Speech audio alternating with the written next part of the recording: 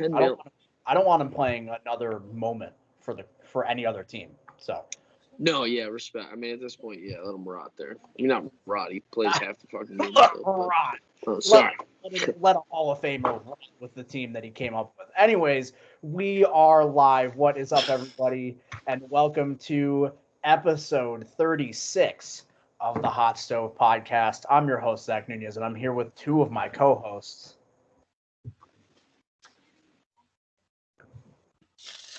I'm just signing it for the ASL audience here. My name is Josh Bowie. Yeah, you're signing it for our deaf listeners. Yes. Correct.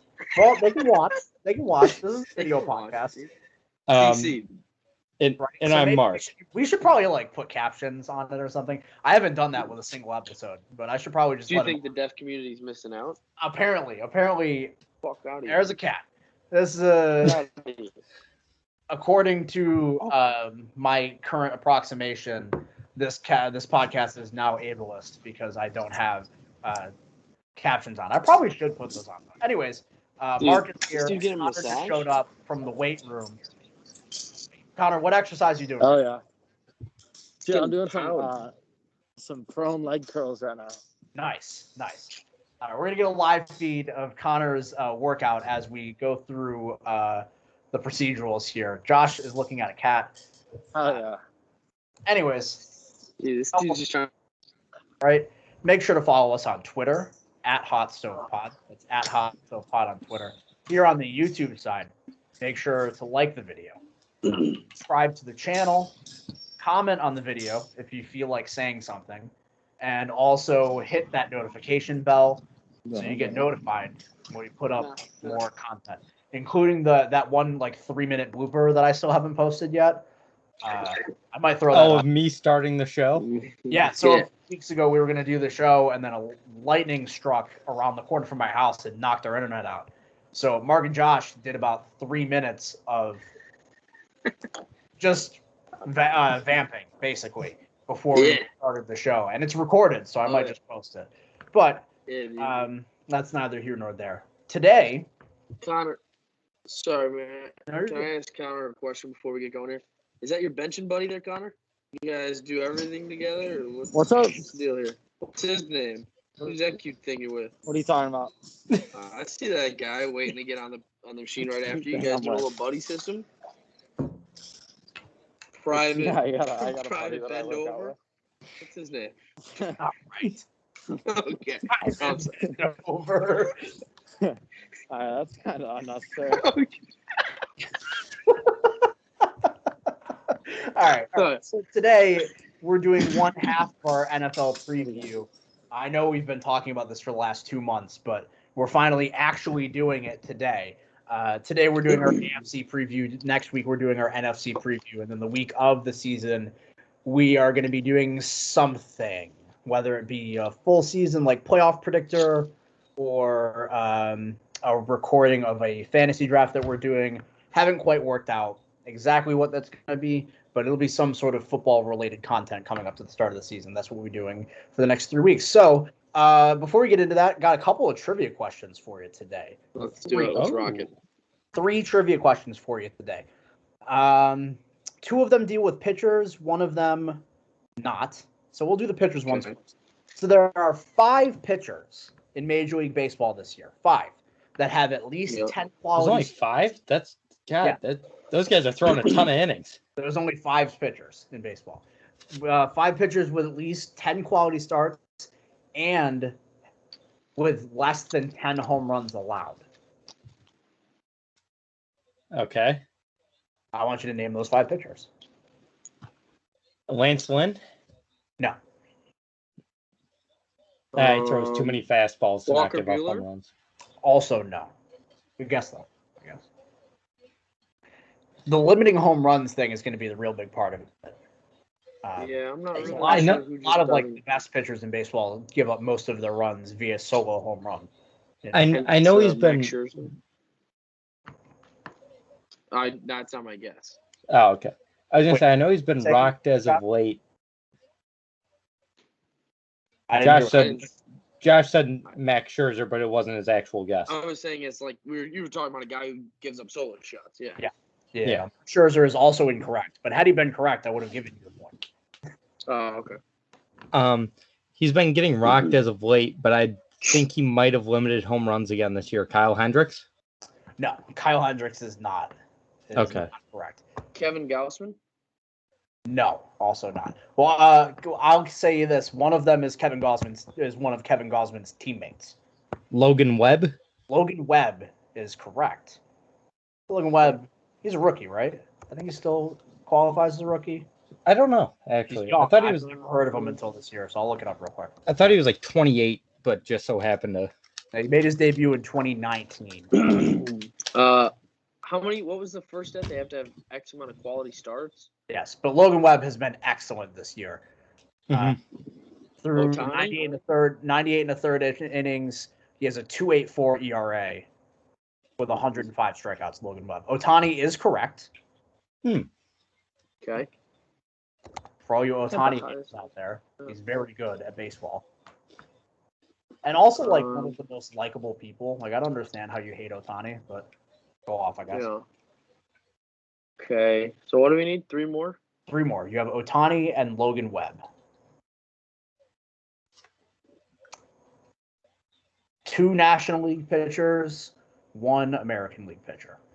Okay. Since Austin isn't here, I'll get it out of the way. Casey Mize. Casey Mize is not correct. Casey Mize might not have gone 6 innings since, like, June. True. The innings limit. How do you get a quality start?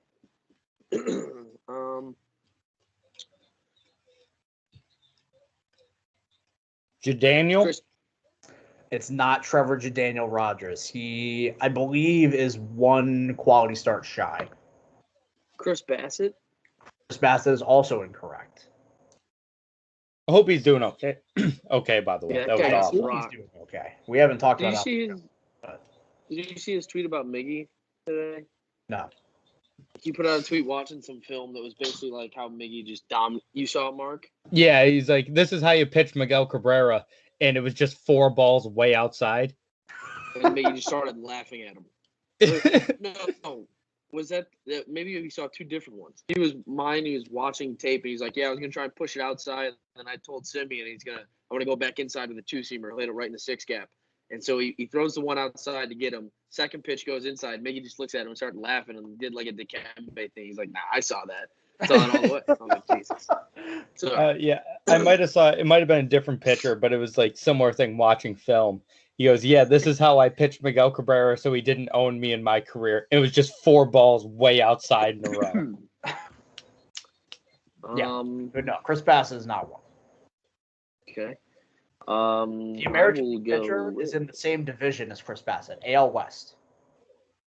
Zach Greinke? No.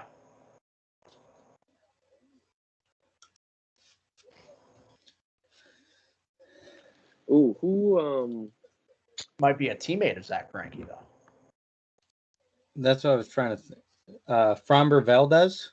Framber Valdez is correct. So we've got Ohtani, Logan Webb, and Framber Valdez. Those are the hard ones. The easy ones are still out there. 2 national great. pitchers. I'm assuming he doesn't qualify, but Jacob deGrom. Jacob deGrom is correct. Oh, okay. Yeah. It doesn't have to be of ERA qualified pitchers. That makes sense. Okay. Did you get the other Astro guy? Yeah, it's Framber Valdez. Okay. So we got 1 pitcher left. He's a National League Central pitcher. Okay. All right, so 1 more. Brandon Woodruff. Excuse me. Freddie Peralta. Not Freddie Peralta. So it's Corbin Burns. It's Corbin Burns. I mean, it didn't have to be a Brewer. I mean, shit, it could have been. National League Central pitcher. I'm just going to guess those 3. I mean, yeah. So the 5 pitchers with at least 10 quality starts and fewer than 10 home runs allowed. Yeah. Jacob deGrom, Corbin Burns, Shohei Ohtani, Logan Webb, and Framber Valdez. That's a fun fact for you. This one is more of a historical trivia question. Adam Wainwright pitched a complete game shutout probably like a week and a half ago to continue his fantastic season, honestly. Adam Wainwright is pitching great this year. So that complete game shutout brought Adam Wainwright to 11 on his career. I want you to tell me the one active pitcher who has more career shutouts than Adam Wainwright. Is it Cole Hamels? It is not Cole Hamels. By the way, Adam Wainwright has Great a guess. 3.10 ERA over 162 and 2/3 innings this year. Oh, he's been phenomenal. I love Adam Wainwright too. I'm so happy to see him still pitching well. It is not Cole Hamels. Clayton Kershaw? Clayton Kershaw is correct. Oh. Clayton Kershaw has 15 career shutouts. Oh my god. All right. Second with 10, and then another couple people that would have been good guesses, by the way. Max Scherzer only has 5 career shutouts. Jake Arrieta only has 5. And then Justin Verlander and Corey Kluber both have career shutouts. Yeah, Verlander was going to be my next guess. There's another person, by the way, who has 11, and I don't know if he's actually like active. Give me 1 second. Is it John Lester? No, were you going to say something, Josh? I was, but is it Bartolo Colon? No, it's not Bartolo Colon. He has pitched 51 innings this year for the Royals. Irvin Santana. No way. Has 11 career shutouts. Big Daddy Irv. Yeah, I was gonna say. Well, we're on pitchers. This was your last pitcher question, right? Yes. So there are 2 pitchers in the league right now who have an above 5 WAR. Ohtani is first with like 8 something, like ridiculous. Who is second in wins above replacement for pitchers? Is it still DeGrom? No. Because he was at like 4 something before he got hurt. I gotta think. It's Zach Wheeler. It is not. It is no. No, it is not. Now, I will say most of my questions you'd have to think, why would I be asking it? You know, where have I? Okay, so it's Wade Miley. Yes, that's right. There it is, Mark. It is Wade Miley. He has like a 5.2 WAR or something like that. Wow, it's exciting. Yeah. All right, last trivia question here before we get into the main content for the day. We're moving by. We're only 12 minutes into the episode. We got 2 trivia questions done. This is a record. All right, this one's gonna be a long one. There's 12 possible answers. Gee. Here's the other 30 minutes right here. Yeah, Mark knows what this question is. I told him. He's got time to train. No, I don't think he has. I mean, I just told him. I mean, I guess technically he did. I told him like 2 weeks ago. I'm sure he forgot. But I very much forgot about it. So Cedric Mullins, right now, should have been an all-star starter. We've had this conversation before. Yeah. Cedric Mullins, give me 1 second. Okay, so he's still got a shot. His average has dipped recently. He's got a shot at batting .320 with a 30-30 season this year. How many home runs has he had? He's at 21 home runs and 22 steals. So he's got a good shot at 30-30 with a .320 batting. Yeah. That's only happened 12 other times in Major League history. I want you to tell me those 12 players who have done it. So, to clarify, 320 average, 30 homers, 30 steals. Correct. Mays? Okay. So, Willie Mays is one. He did it in 1957. Now, before you speak again, I'll give you some parameters for this. I'm going to tell you that one of them is Ken Williams, who did it in 1922. Okay, cool. Mark, I believe I told you about this guy because you didn't get an MVP vote that year. Yes. Yeah, that's right. We had the conversation about that. So he hit .332 with 39 and 37 in 1922. Didn't get a single MVP vote. Was he black or something? Why didn't they vote for him? No, he was white. There was a different Ken Williams who played in the 60s who was black. I mean, it just doesn't make sense why that guy, it may have sounded him. We went through that MVP vote. It was hilarious. Yeah. The other 10 have all happened since 1996. May I? And there's 4 MVP seasons in the remaining 10 players. Alfonso Soriano? Incorrect. He didn't hit 320 that year. Wouldn't have? Okay. Bonds? Barry Bonds did not do it. Oh. Ricky Henderson? Also No. did not do it. Is that too late for Ricky? 96? Not since 96. There are Griffey? 2 in the 90s, so it's 96 and 97, and then the remaining 8 are all in the 21st century. Jose Reyes? Jose Reyes No. is incorrect. Griffey? Griffey is also incorrect. David Wright? David Wright No. did it in 2007. Yes. Really? He He had had a 30 year? 325 with 30 home runs and 34 steals. Come on now. Wow, that shocks me. I didn't realize he ever stole 30. Yep. Mark, friend of the show. We love to guess him here. You know it. Give me that Carl Crawford. Carl Crawford is incorrect. I love the way you laid it up, though. That was good. Yeah, come on. That was Give it. good. Give it. You guessed all the staples. No, it's not Cocoa Crisp, and no, it's not Daryl Strawberry. Now All we've right, rounded it's the time- bases. Now it's time to show. It's All also not Scott Sednick, if anybody was wondering. Raleigh Fingers. Right. It's not Raleigh Fingers either. Did you know Raleigh Fingers is on Cameo? You can book him for like $30. I've got his Um, autograph in Are a we gonna book. shout out to the show? Maybe should I do one for? I would absolutely pay for a Raleigh Fingers shout out of Hot Stove. We should. We should pay for a bunch of bums. I bet you Goose Gossage is doing Raleigh it for like Fingers, 20 not a bucks. bum. Neither No, is Goose sorry, Gossage. sorry. Very Sure. much Hall of Famers. Yeah, all of it, sure. Better yet, we should have him be like, try and strike me out. Yeah, That's so what we you have should do. 9 left, by the way. Okay. Hey, Mark, I mean, did Sammy Trout? Sosa ever steal? What'd you say, Mark? Trout in 2012? Trout in 2012. Yep. He batted 326 with 30 and 49 that year. Yeah. Okay. I don't know how good my Bob Feller is, but Derek Jeter. Derek Jeter did not do it. Really? Ryan Braun? Ryan Braun did it in 2011, yes. His MVP season, he had 332, 33, and 33. Still kind of upset that Jeter never did it. What are you talking about? A-Rod? A-Rod did not do it. Okay. He was quick when he was Um, younger. That's why. Yep. It was a good guess. Sammy Sosa, did he ever run? Sammy Sosa did not do that. No. He didn't steal bases. I believe he stole a couple two-tree. Larry Walker? Good. Larry Walker did it in his MVP season in 1997. Correct. Batted 366 with 49 home runs and 33 steals. That's the thing. I'm going through MVPs by year in my head. That's why I'm like. So there's one more MVP left, right? There's 2 MVPs left. 1, 2. I said 3 of them. You said there were 4. Right, there are 4. Yeah, I said 3 of them. Ooh, Did you? Yeah, Larry Walker, Mike Trout, and Ryan Braun. Ryan Braun. Mike Trout won MVP in 2012. Or no, he didn't. That's right. He won Rookie of the Year. Yeah. I Okay. have a guess Yeah, here. Miguel What about Cabrera won Ichiro MVP that Suzuki? year, if anybody was wondering. Yeah, he won Triple Crown that year. Yeah. No, Ichiro it's not Suzuki? Ichiro. No, it's not What? Ichiro.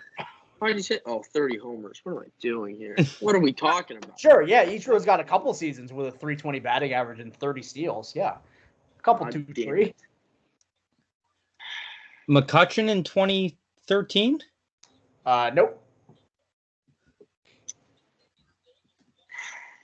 Come on. Josh Hamilton Yeah. in 2010? Also no.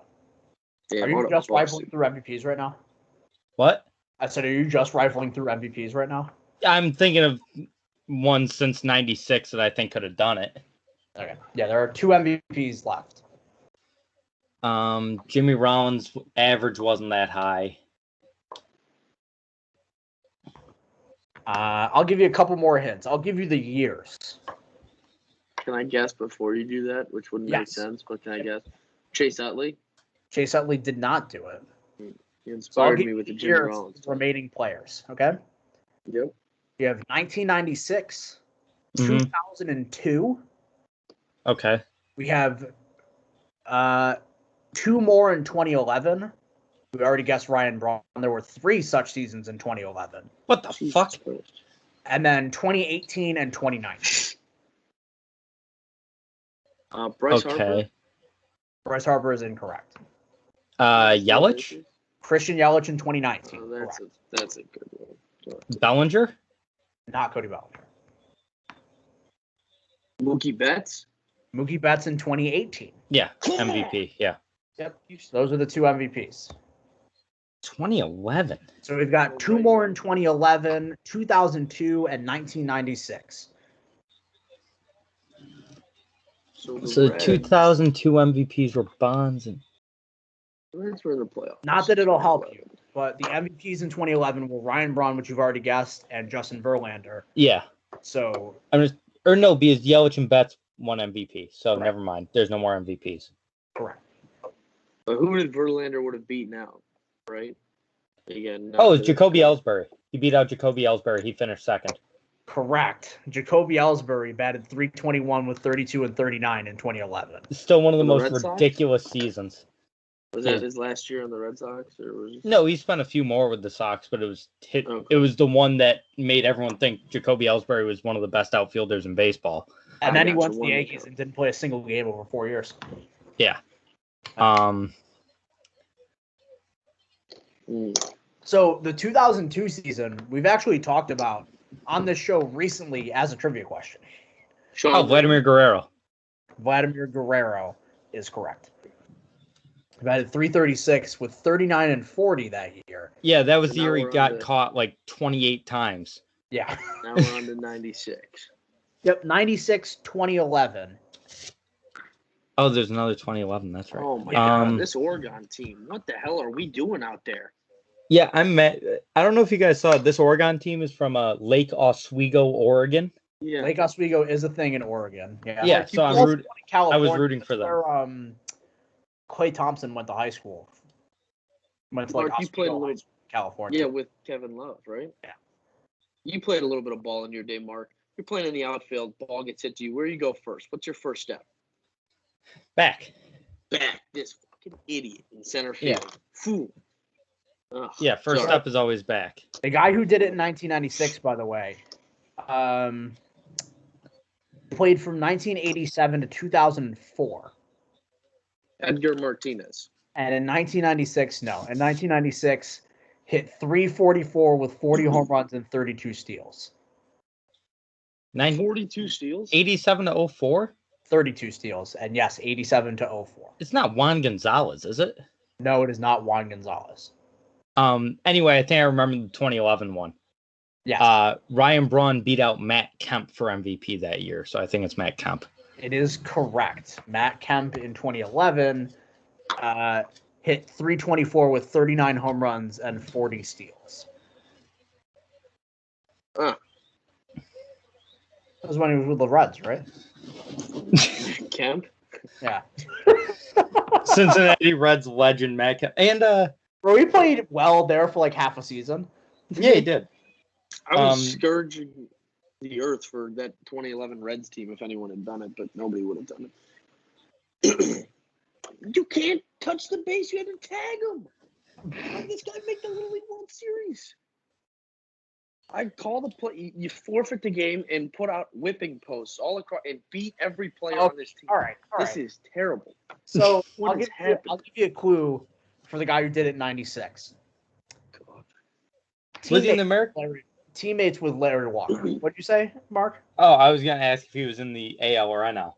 National teammate with Larry Walker. Dante Bichette?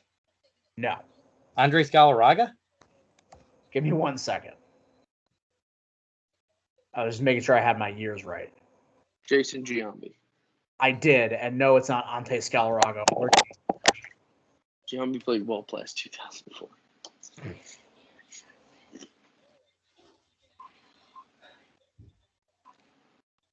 Is it an outfielder?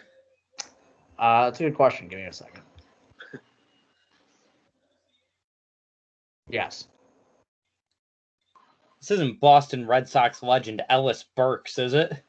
It is Ellis Burks. Okay. In 1996, Ellis Burks hit .344 with 40 home runs and 32 steals. So, Mark, I have a very important question. Are you Ellis Burks? Ellis Burks is a couple of skin tones darker than I am, so no. Dude, what is this kid doing? What's the shortstop doing?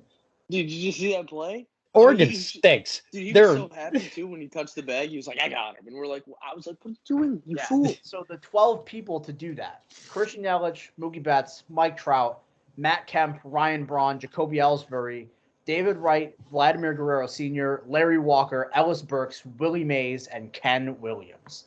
And Cedric Mullins has the opportunity to become the 13th on that list this year. Dude, it's always a strange list when you're in the same category as Ellis Burks and Willie Mays. Nunez, did you see that play? Routine No. ground ball to shortstop. Running Oh, on that's the second play and I was third. talking about. Yeah, That's what are we talking about, that was the play I was talking about. The ground ball to shortstop, and he just stood. dude? I mean, you gotta stop the bleed. Okay. Fake an injury.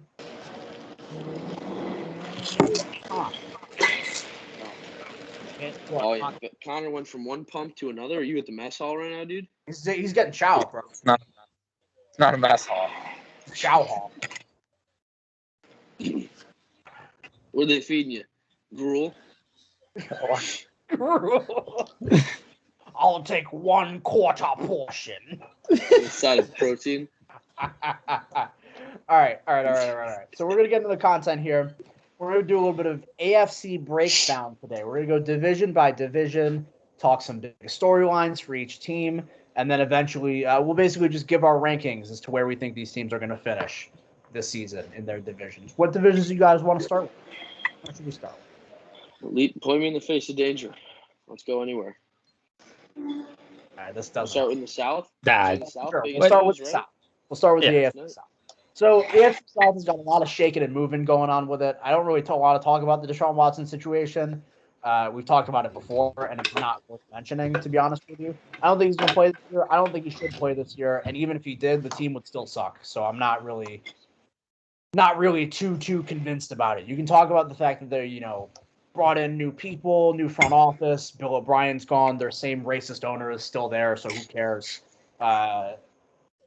Basically, they might be building a better culture for the future, quote unquote. But I'm not, we're a podcast that talks about the now, really. A lot of times we analyze what's in front of us, and what's in front of us is the worst team in the National Football League. We can just move on from that, right?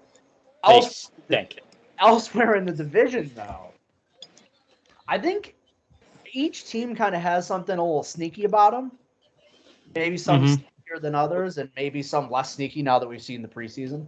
But there's a lot of movement going on. The Colts traded for Carson Wentz, who promptly got injured, and the Titans traded for Julio Jones, who promptly got injured afterwards.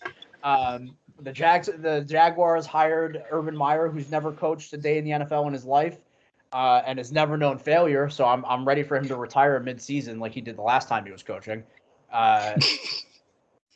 I know it was for health concerns. All right, I'm sorry for taking the pot shot.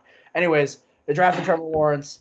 Future is right there, at least at quarterback. And had you asked me a few weeks ago what I thought about Jacksonville, I wouldn't have said that they were a playoff team, because I don't believe that. Let me put that out there before I speak good things about this Jacksonville team.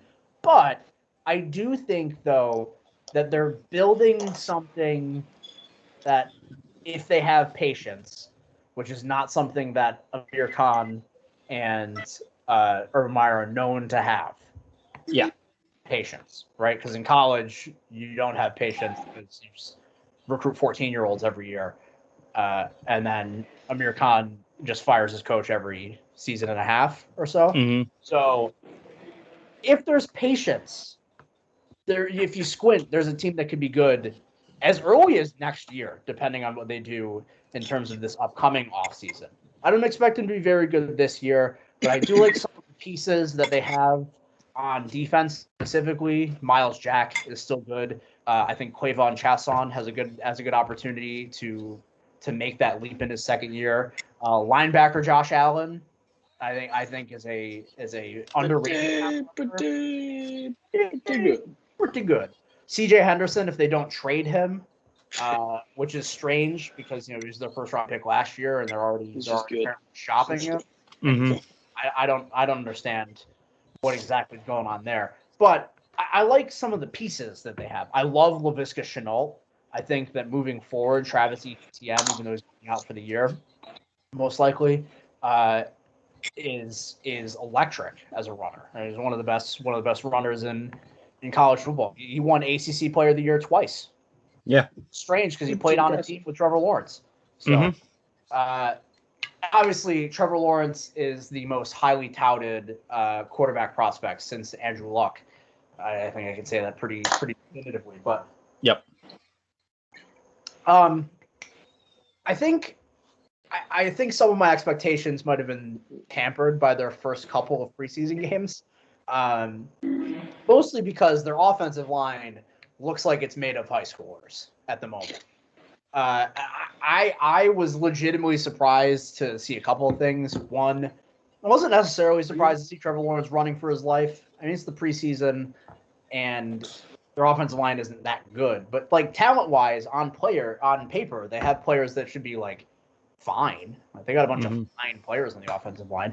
But I was more concerned with the fact that like their backups seem to be outplaying their starters in the preseason, which like on one hand is a good problem to have.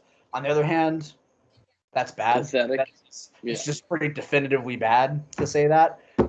So I don't know how good Jacksonville's going to be this year. I think the biggest storyline with them is going to be how they handle adversity, and specifically how the coaching staff handles adversity. Because again, like I mentioned, it's a coaching staff that's never been bad before. Urban Meyer's like 183-32 in his coaching career or something like that. Yep. Like, he's never had a team that's been bad. So I think it's going to be interesting to see how that pans out at least. But in terms of the rest of the division, I think it shakes out fairly similarly to the way it did last year. I mean, I would consider Carson Wentz an upgrade. I still have faith in Carson Wentz myself, at least. And I think I would have said that Indianapolis was going to win the division up until the moment that Tennessee traded for Julio Jones. Because now, and Josh and I were talking about this the other day, I don't know how a team is actually going to be able to like defend Tennessee's offense. I have no idea. Because you can't double team AJ Brown because Julio will be open. You can't double team Julio because AJ Brown's going to be wide open. You can't play too high to keep the top open because then Derrick Henry's going to have an empty box to run through. Like, I really Smith's going to have a field day. Now, their defense isn't going to be good. So this is going to be the problem. Like, their offense is built for, like, smash mouth, grind them out football with also some West Coast stuff built in there because they have a really efficient passing game. But their defense isn't going to be – I mean, it should be better than it was last year, I guess. But it should be around league average probably. I'm personally all for really good offense and pathetic defense. You know, I think that's the way As a team should be. You've dealt with that quite often, actually. Yeah, I'll probably be dealing with it again this year. Correct. Nobody can play on that line. I think you and me could try out for that defensive line, Nunez. And we might be able to, like... I'll fill a hole. I might be able to, like, be a rotation. I'm not filling the hole like Connor's bench buddy, but I'll fill a hole for sure. I'll get somewhere near that. Well, I see you looking at her with them cute eyes. Before we give our previews, I want you guys to talk about what you think about the division while I go get some water, because I just did a whole ramble. All right. Yeah, we'll talk about the division or the fact that, Connor, do you think the military is great for you, that it's hurried up the fact of your baldness? That you oh, my God. Hey, that's not What's up, dude? Nothing, dude. Haircut? Yeah, dude. This is with the military regulation. Okay, Josh? Military. Doing all right. Yeah, let's preview the rest of the division. Sorry, Mark, what are your thoughts on who's going to win the division? I think Tennessee's going to pull it out. I agree that I think the defense isn't going to be very good, but that offense can be unstoppable when everybody's healthy. We might be looking at, and not to throw that comparison out there between Tannehill and Mahomes, but a Kansas City-esque team where it's so hard to stop the offense that it doesn't matter if you score 30, they're going to score 40. Yeah. So I wouldn't be surprised if they won the division. I'm not huge on the Colts, especially with Quentin Nelson dealing with some injury right now. If they can get him healthy, they could win that division. But right now I'm leaning towards Tennessee. And it's interesting, Zach, you mentioned that Urban Meyer's never had a bad team because he's about to. And I personally don't think he's the right coach for Jacksonville. I don't think he's going to be a great coach in the NFL. I've never been a huge Urban Meyer fan. So I think they could be really good in a couple years, especially get ETN healthy. And then that backfield of him and Robinson is deadly. But it's just going to be, do they have the right coach? And I don't think they do. And the Texans blow. And I'm excited to see them win 2 games. If we're lucky, they win 2 games. Yeah. You know, I don't know. Tyrod Taylor is a veteran. He'll gut out a couple of wins, probably. I don't know. I forgot Tyrod Taylor. Excuse me, Tyrod Taylor. Tyrod Taylor. Fun little bit about Tyrod. In my dynasty league that I'm in right now, there's a guy who currently on his roster is Teddy Bridgewater, Drew Lock, and Tyrod Taylor. And one of his drops this year, going into the fantasy, was Tyrod. It's a 2-quarterback league, not a super flex. 2-quarterback. Oh God. Mind you, he does have a top 5 pick, so he's gonna probably get a quarterback. But what a fool! What a fool! My dynasty team is bad, and it's probably still going to be bad again this year. It's a super flex league, and I have Lamar Jackson, but I also have my other 2 quarterbacks on my roster are Justin Fields and Dwayne Haskins. I don't have another starting quarterback. Yeah, it's bad. It's bad. That's right. Because I had both Trubisky and Foles last year. I had the Bears starting quarterback. Yep. That didn't go very well. So now you still have the Bears starting quarterback. Not week 1, he doesn't. I think I can rank it for everyone when I say Tennessee, Indianapolis, Jacksonville, Houston. Yeah, that's exactly where I'm leaning. I'm a Colts first, I think, to be honest with you. I don't know that they're off. That defense is probably just too good in my mind. It's very good. It's pretty good, and I think Wentz is mad as a Christian boy could be, and I think he's gonna go out there and really put prayers up this week every Sunday and go out there and perform for the higher power. Do you think that there's going to be multiple playoff teams out this division? Because I don't. Yeah. No, you can't. You can't. Now that I'm not seeing it for Indianapolis this year. I think it's just going to be Tennessee. I agree with Mark. Anywho, let's move on. I'm trying to think. Can I? I probably do. Yeah, I probably do. Let's move on to the AFC West, otherwise known as Kansas City and the rest of them.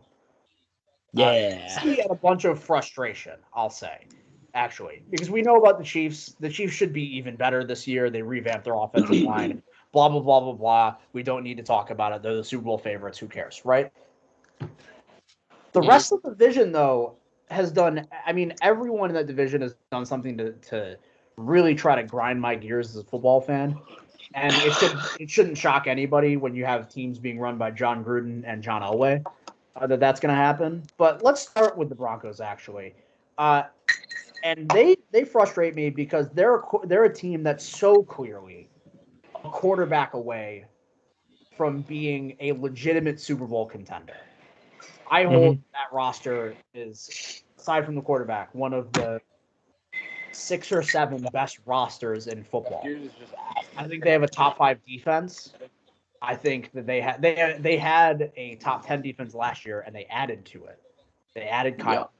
Yeah. They added Patrick Surtain, who was the best defensive player in the draft this past year. They have, to me, an elite group of skill players. They have Javonte Williams, who people seem to love coming out of college. They have Noah Fant, who's one of the best young tight ends in the game. They have Cortland Sutton coming off of the ACL, but even then, look how deep their wide receiver room is. Even behind Cortland Sutton, they've got Jerry Jeudy, who's one of the best wide receiver prospects I've ever seen coming out of college. Mm-hmm. Then you add KJ Hamler, Tim Patrick. You have a deep wide receiver room when KJ Hamler is going to be your 6th option throwing the ball. But there's a large but here. They got a quarterback competition between Drew Lock and Teddy Bridgewater going on right now. And sure, do I think Teddy Bridgewater is better? Do I think they'll win more games with Teddy Bridgewater as quarterback? Yeah. I think I can say pretty definitively that I don't think Drew Lock is good. Is it like a locked up deal that he is the week 1 starter? No. was Everything saying, that I've heard has basically been like that, but that's because Drew Lock is hurt right now. Okay. But also Drew Lock, I just don't think is good. So, like, I don't know. Oh, I'm also on that train, but I think they like him a lot because he's Elway-esque, if that makes, Well, if he were Elway, they would have drafted another quarterback who was like 6'8". If he was Elway-esque, he would be good. They were really good at drafting tall bums for a while there. Brock Osweiler and Paxton Lynch was another one. Oh, Paxton Lynch stunk. Yeah. Who was the other one they drafted that started a few games for him a couple years ago? Trevor Siemian. Yeah, Trevor Siemian. Oh, Bingo. That guy was awful, too. Surprised they didn't draft Tyree Jackson out of Buffalo, out of UB, like a few years ago. Mm-hmm. He's like 6'8". He's with the Eagles now, right? I believe so. He didn't have a backup job. He won a job in camp last year. Oh, did he? Yeah, he doesn't play quarterback anymore. Oh, probably for the best. Yeah, he wasn't very good. But let me see. Tyree Jackson. Yeah, for the Eagles. Yeah, he was with the Bills last year.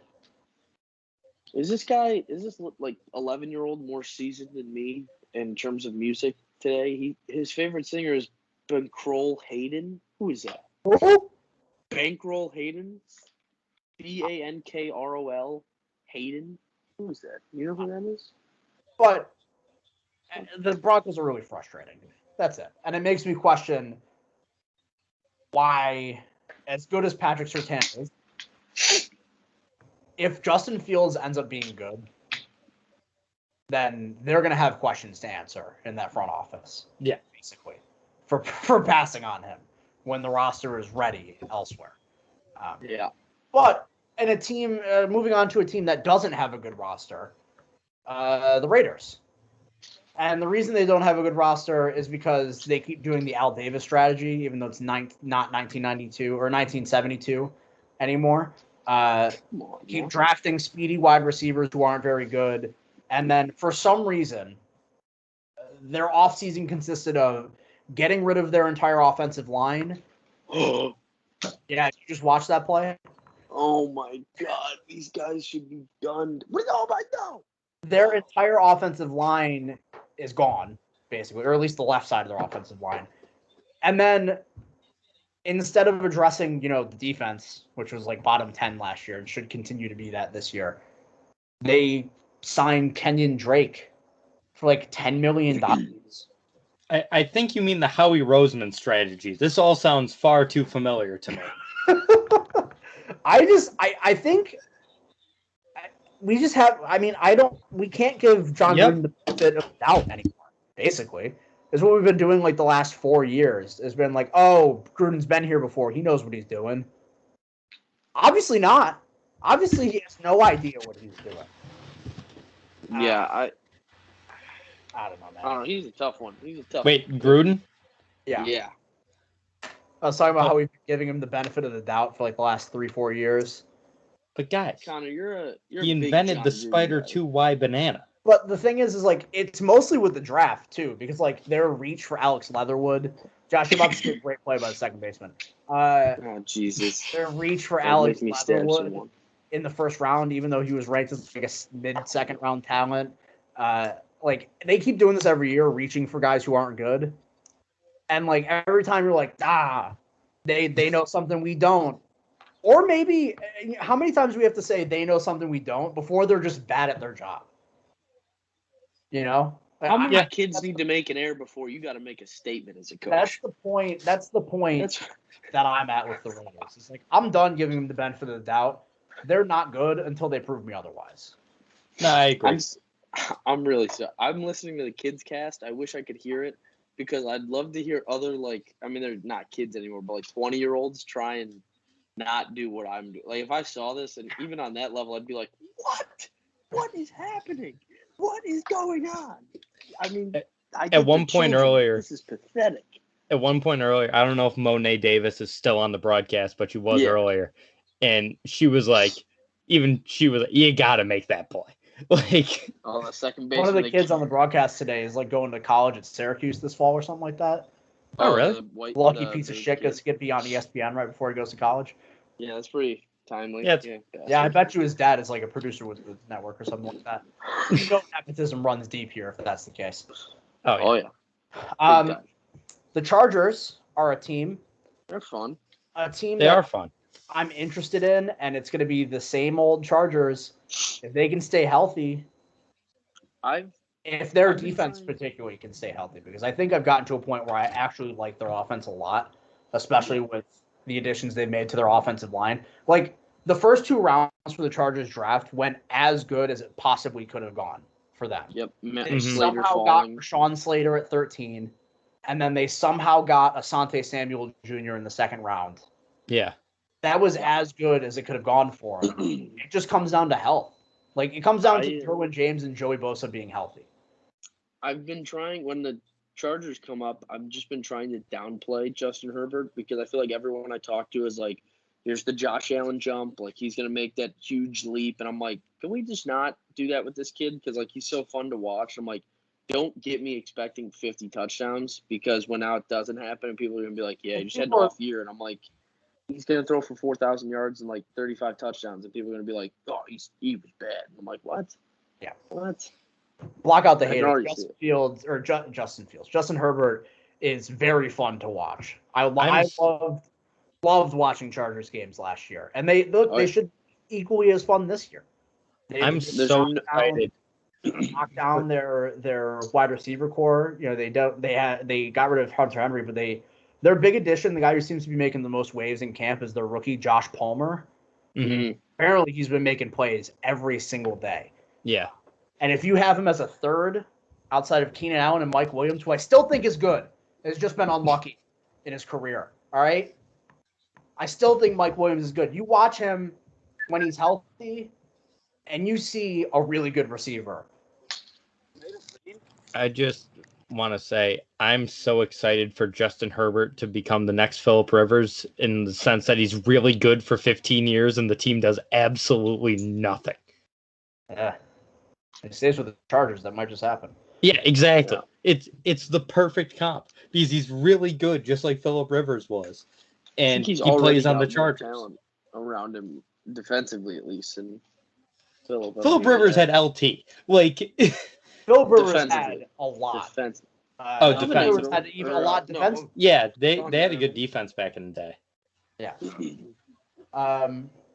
What you call it? What was I gonna say?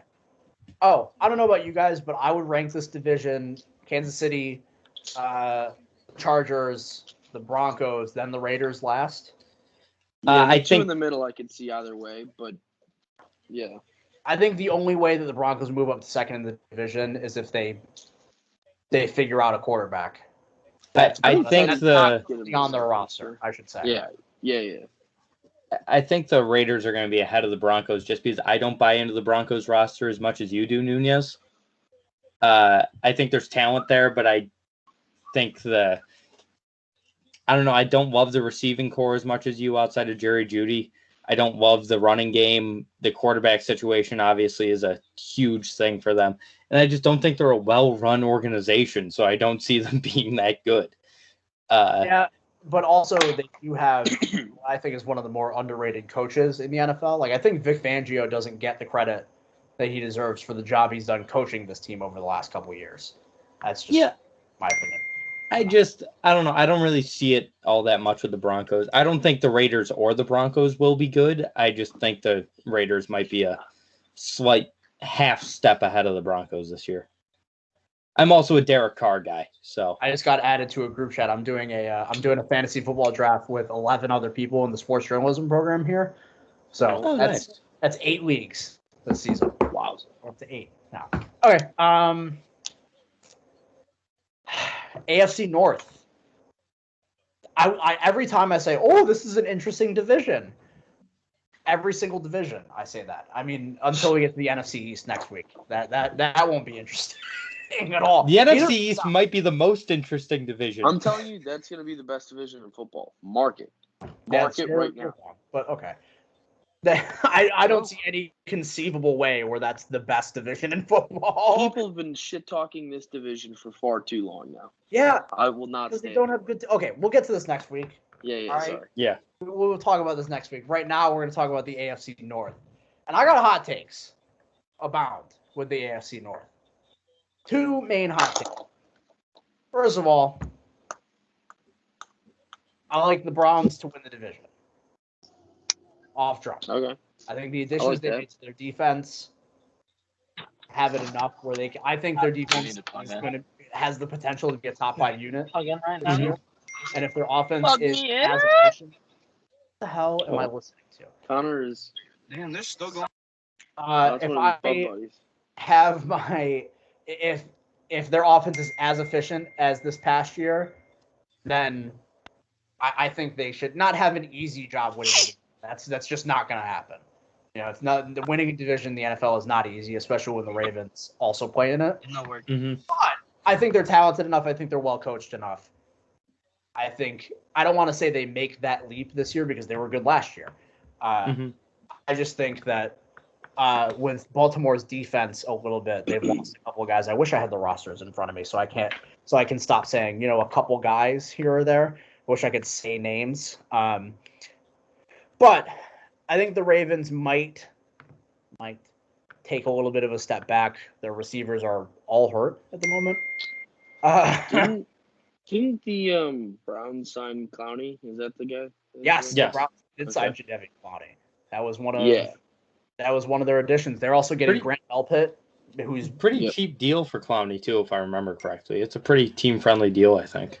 Grant Delpit, basically a rookie at the moment, because he didn't play it all last year. He played and didn't play. So, I really don't know that that's hot. Is it?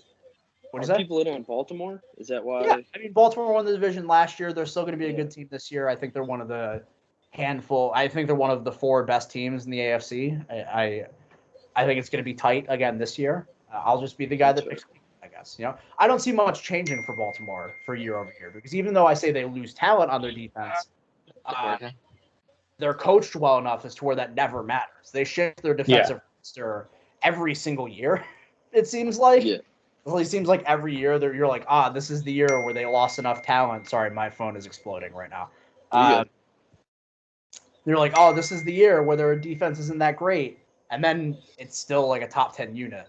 I don't have faith in that this year, but they'll go and prove me wrong anyways. Where I think the division gets more interesting is with Pittsburgh, and the eyes that'll be on Cincinnati. Pittsburgh, I don't see a way in which the Steelers don't take a considerable step back this year. To be 100% honest with you. We talked about it the other night. We were doing that auction draft, and the first Steelers wide receiver to get bid on was Juju.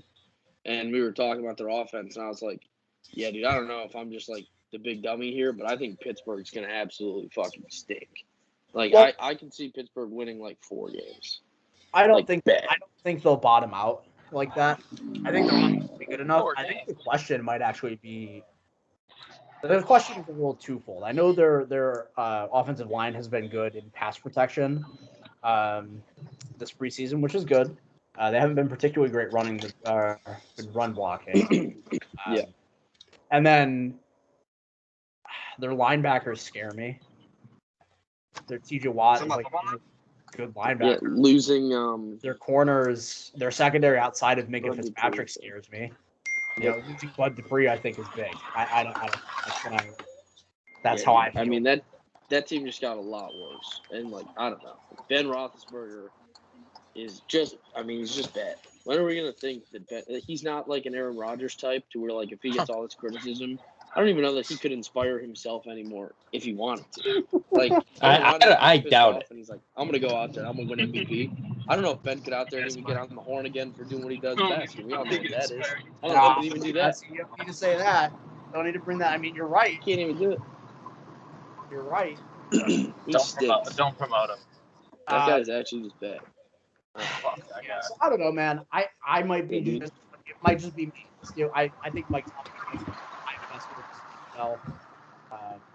and it's I proven think this is gonna be his first losing season. time again that, yeah, I mean, it's crazy to think that he's been coaching for 15 years and still hasn't had a losing season yet. It's kind of In nuts. a year in which Mason Rudolph and Davis Webb, or not Davis Webb, and Devlin. That's nuts. Yeah, in a year where Mason Rudolph and Devlin Hodges started the games for the entire season, they still went 500. That's but who knows? And then the big eyes on Cincinnati are really going to be on the front office for taking Jamar Chase instead of Penei Sewell. I think what they should have done, quote unquote, I think they should have re-signed Carl Lawson. I think losing him is a big loss to pretty not great pass rush. Their secondary is pretty good,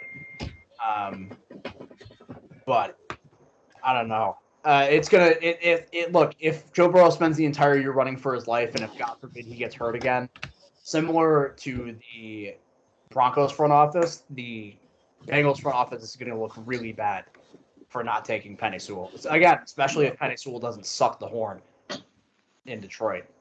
You know, I think that's really where our eyes are on. I don't know if I look for Joe Burrow to take a great leap. I mean, maybe one in efficiency. Connor, I think everyone can see that. I think that shows up for everyone on the thing. No, I'm not crushing ass. I appreciate it though. But Bro, that line be going crazy right now though. yeah, I hear your phone be busting right now. it's for a fantasy football league. But yes, I appreciate. All right. Yeah. Oh,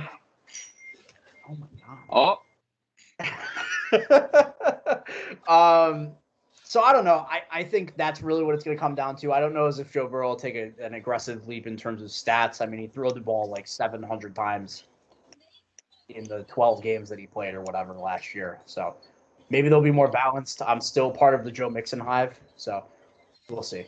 I guess I don't know.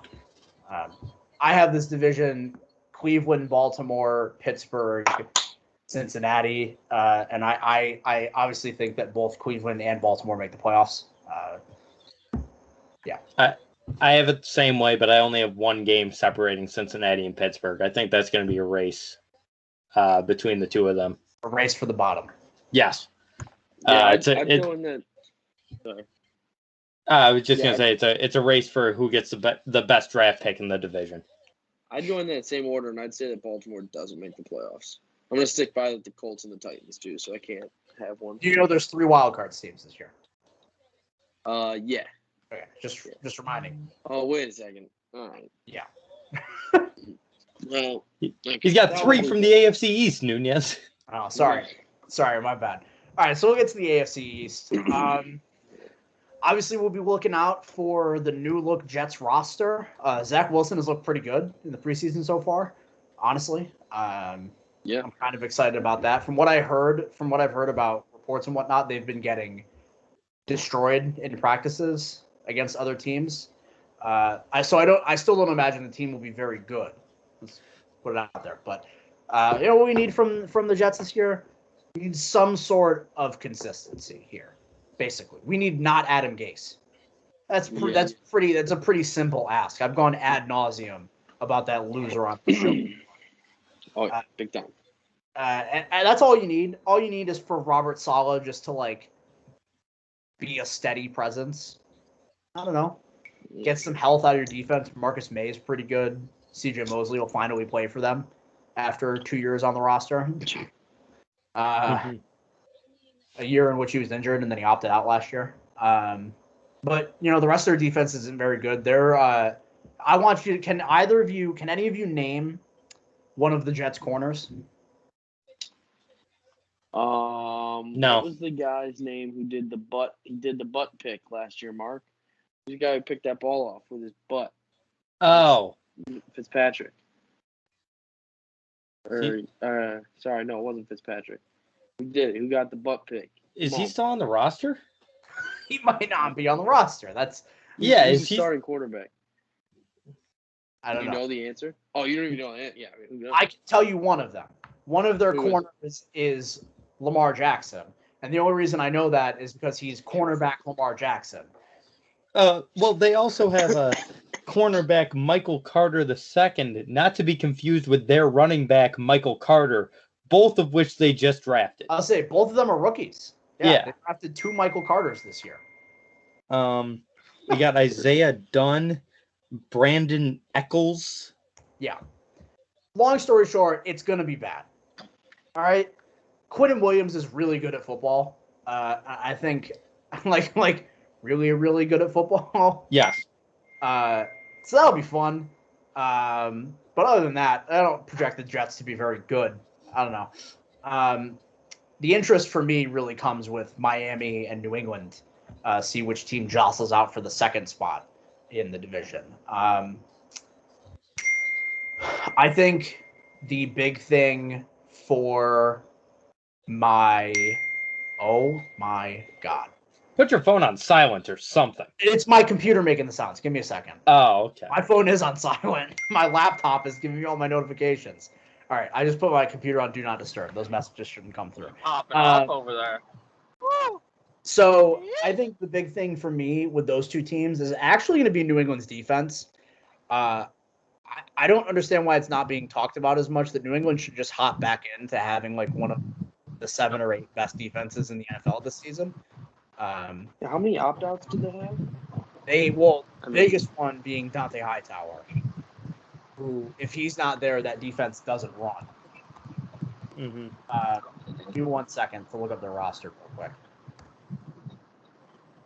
So I don't know what the hell is going on with their offense. I don't really think it'll be that good either way. Mac Jones has looked okay so far. Cam Newton's also looked okay so far. Certainly does not look as bad as he did last year, so that's good. He looked okay last preseason too. Right. I really like Jacoby Myers. I was hoping you were gonna catch me on that. There was no preseason last year. Oh yeah. Let's see here. They brought back Kyle Van Noy. The McCourty twins, right? Draw off on my Xbox off on accident. I brought Josh J in, Jonathan Jones, J.C. Jackson. They brought in Jalen Mills, who's probably going to play safety for him a good bit. Stephon Gilmore's still there, so I don't know. I think it has the potential to be, like I said, not as good as it was in 2019 because defense is unsustainable generally speaking. Which is why I think that Miami's defense is Miami in general. Yeah. But I like the Patriots defense quite a bit. Now, if we want to talk about the Dolphins here, I think the big question is going to be where they're getting their pass rush. Because it certainly isn't on the roster right now. You don't think Taco Charlton was the answer? No. I also like. Give me 1 second. Depth chart. So, I think Jerome Baker is really underrated as like a Mike linebacker. Christian Wilkins is okay.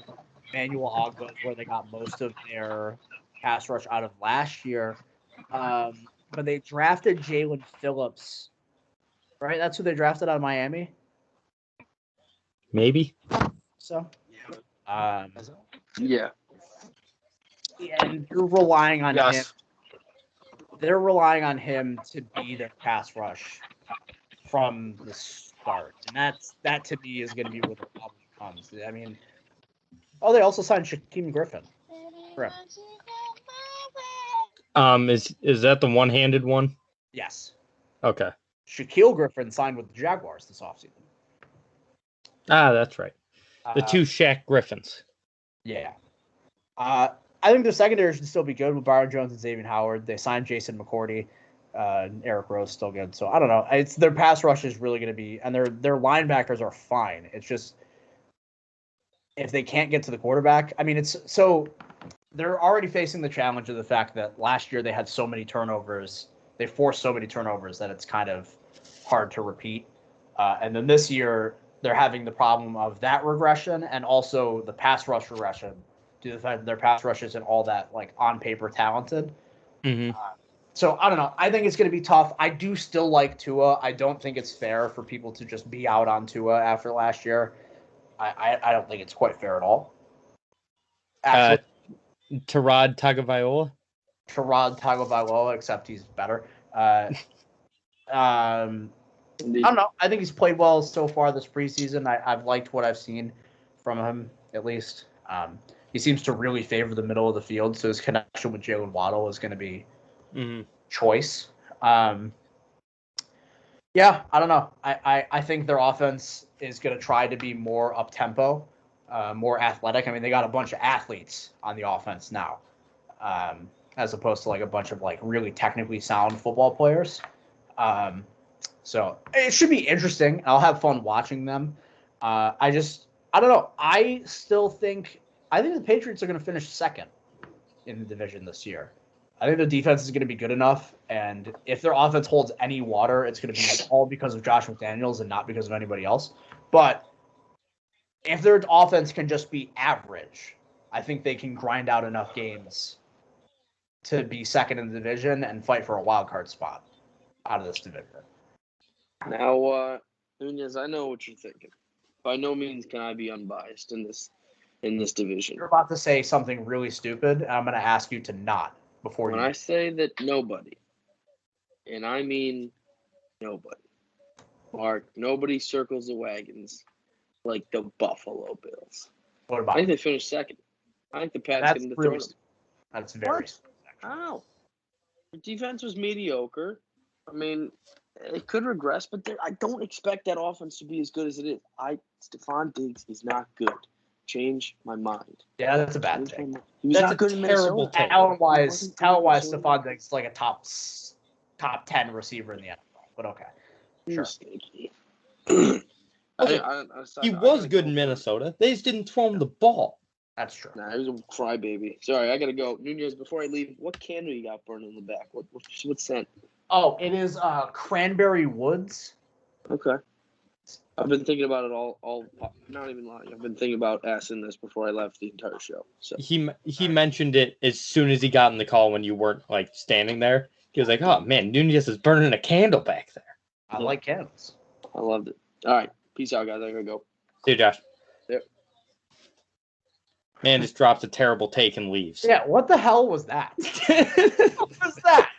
The Bills are finishing second. Goodbye. What? The hell was that supposed to be? He didn't even say who was finishing first. I assume the Patriots, which again, bad take. But I think this is the thing. I think the Patriots have like the ceiling of the second place team in this division. I think if everything breaks right, Miami has a higher ceiling than the Patriots do as a team. But I think New England has the higher floor. And I think Buffalo is just the best team, and it's not really close. So, you know. So I got this division. This is going to be a hot take. Okay. I got this division: Buffalo, Miami, New York, New England. Wow. I really don't like the Patriots this year. Wow. I think Cam Newton is not going to be good again. I think they're going to throw Mac Jones in there, and he's not going to be Tom Brady like every Patriots fan thinks he's going to be. Yeah, they're delusional. I haven't spoken to a single Patriots fan yet. For those watching who might not know, I moved to Connecticut last week. Yeah. Luckily, I'm in Southern Connecticut, so I'm not. Not everybody here talks like they're from Boston. Mm-hmm. But still, I haven't met a delusional Patriots fan yet. I don't think the Patriots are going to be god awful, terrible, like 3 wins. I just don't see it. I think the way you're trying to rationalize it is you have Buffalo, big gap, and then the other 3 teams kind of in this bubble. I think Miami's going to be okay. Like I think Miami's going to be a pretty decent team. Okay. But the other 2, like Jets and the Patriots, I think the Jets have improved greatly. I'm a big Zach Wilson guy. He's getting thrown into the shuffle immediately. I know how that doesn't always work, but I like the talent he's got around him, and I think Robert Saleh is a pretty damn good coach. So they're going to be greatly improved from where they were a couple of years ago, or even last year. And so I'm sort of like sneaky in on the Jets this year. Like, not that they'll be great or anything, but I think there's going to be a big improvement. I think they're going to surprise a lot of people. I just don't really see it with the Patriots. And I also don't think Josh McDaniels is a good coach. Just plain and simple. I've never thought he was a good offensive coordinator. I think he got thrown in with Brady and Gronkowski and Bill Belichick, so people thought he was good. And that's always been my take. And all of a sudden, their offense stunk last year. I would push back on that only for like the last few years of Tom Brady still being an elite quarterback with Gronk's skeleton and Julian Edelman being their only good wide receiver.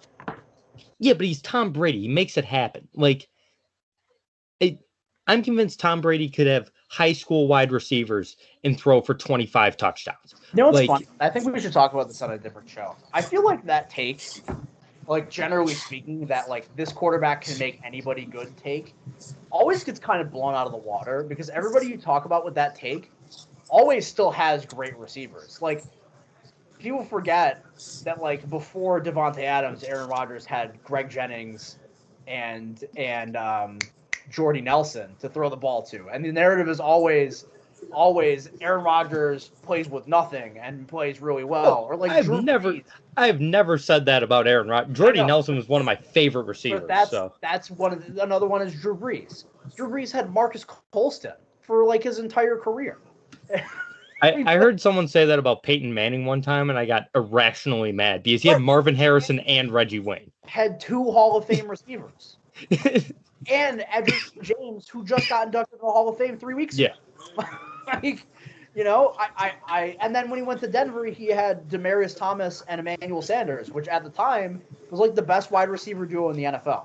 Yeah. So I think those takes always get overblown regardless of the quarterback you're talking about.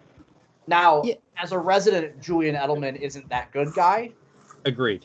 I think Tom Brady is like the exception to that rule. I think you're right. I think you're right on that take.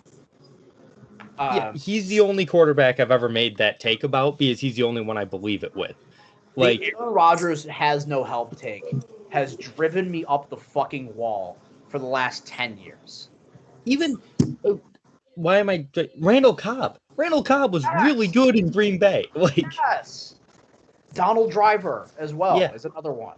Like, and then just skirts right in from Randall Cobb's prime into having the best receiver in football on playing for him. So no, I hate the take. It's bad. All right. Yeah. Bad take, and I will not accept it. No, but it's just one of those things. I think that Josh McDaniels got put in the exact right situation to trick everybody into thinking he was a good coordinator. You mean like Adam Gase being Peyton Manning's offensive coordinator? Yes, it's exactly the same situation. I'm not saying McDaniels is as bad as Gase. I don't think anyone on the planet is as bad as Gase. But I don't think McDaniels is essentially good. You know what's funny? You look at the track record of people who have come from Bill Belichick to be like head coaches. Outside of Mike Vrabel, it's not very good. Matt Patricia. Bill O'Brien. Yeah, like most of them. Bill O'Brien came from that team? I believe so. Most of them are not very good. And it's almost like, I mean, all that does is credit Belichick more as like a head coach. Yes. His ability to get the most out of these guys when they're there and to whatever. But they're never good head coaches. There's a reason his record is so good against his coaching tree, is because all of them stink. Nick Saban was an assistant under Bill Belichick.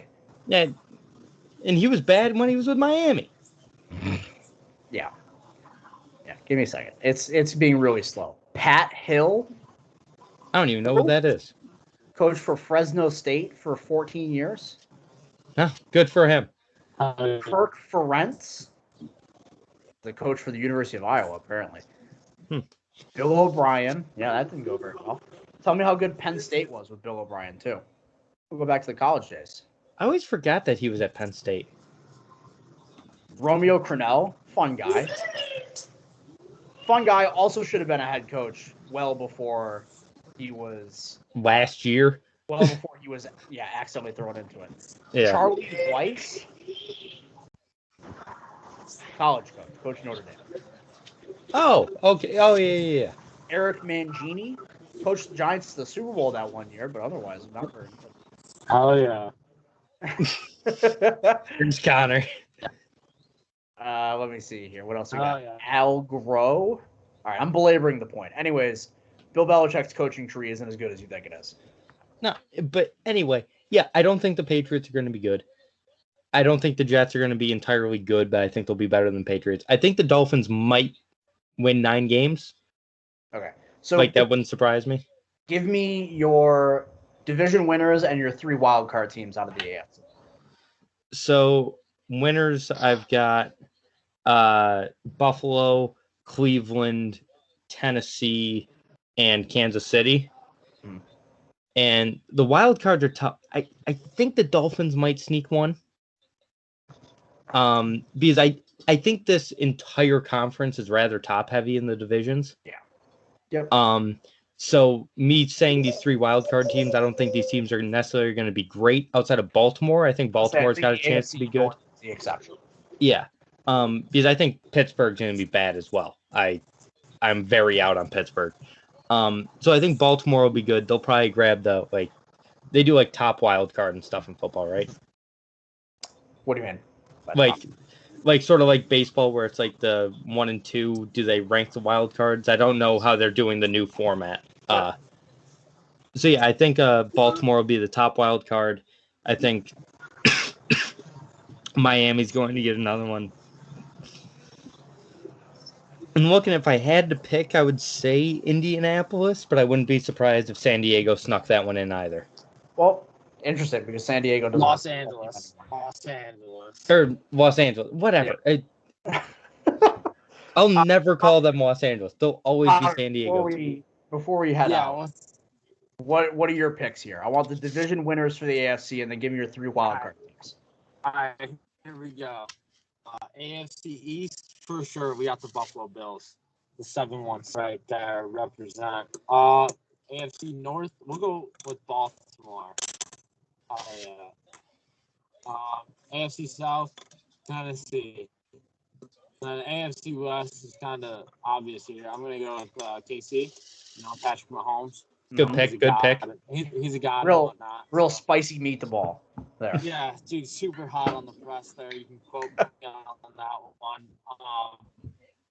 Kermit the Frog sound like Patrick Mahomes coming out of the AFC West.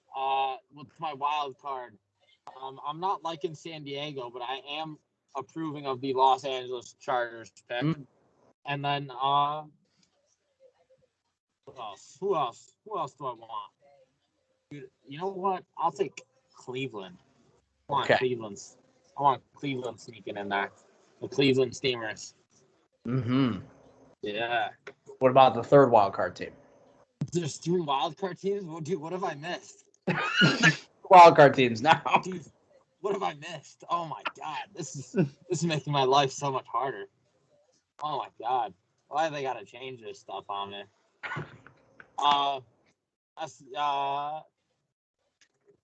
Let's go with Miami. Oh yeah. All right.